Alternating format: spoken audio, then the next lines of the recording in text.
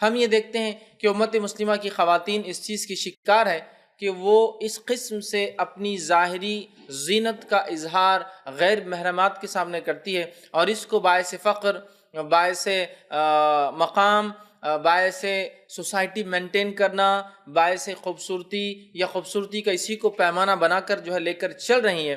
اور اس حد تک اس معاملے میں امت مسلمہ جس کو کہیں گے ہم شکار ہو چکی ہے زیادتی کی، حدود کو لانگھنے کی، کہ وہ تمام چیزیں جو مخصوص تھی، جو ظاہری زینتیں، جو خاص زینت کے دو حصے اگر تقسیم کیا جائے، ایک وہ ظاہری زینت جو صرف شوہر کے سامنے آ سکتی ہے، اور ایک وہ ظاہری زینت جو شوہر کے علاوہ محرمات کے سامنے آ سکتی ہے، ٹھیک ہے؟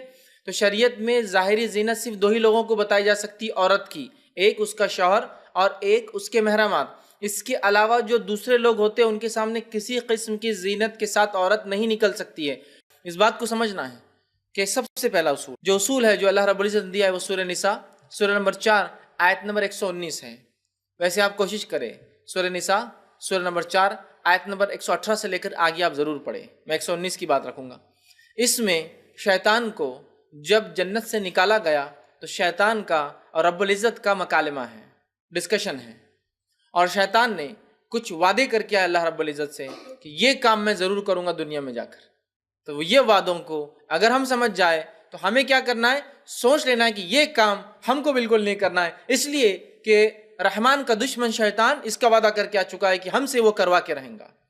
تو اس میں آیت نمبر 119 میں سنیے غور سے کیا کہا اس نے اللہ رب العزت سے۔ اللہ نے فرمایا اور شیطان نے اللہ سے کہا میں لوگوں کو گمراہ کروں گا، انہیں جھوٹی امیدیں دلاؤں گا۔ اے اللہ تیرے بندوں کو میں گمراہ کروں گا، پہلا حربہ میرا، پہلی چال جھوٹی امیدیں دلاؤں گا، پہلی چال۔ آگے فرمایا انہیں حکم دوں گا کہ جانوروں کے کان کو کاٹیں، ٹھیک ہے؟ انہیں حکم دوں گا جانوروں کے کان کو کاٹے، اس کا کیا معنی؟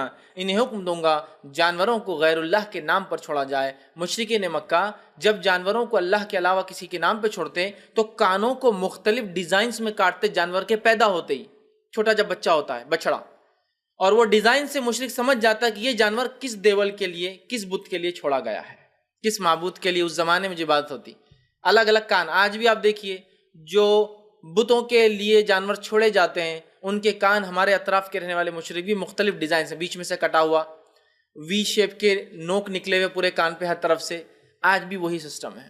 تو کہا انہیں جانوروں کے کان کٹواؤں گا، مطلب غیر اللہ کے نام پہ قربانی کا حکم دوں گا اور جانور چھوڑنے کا حکم دوں گا۔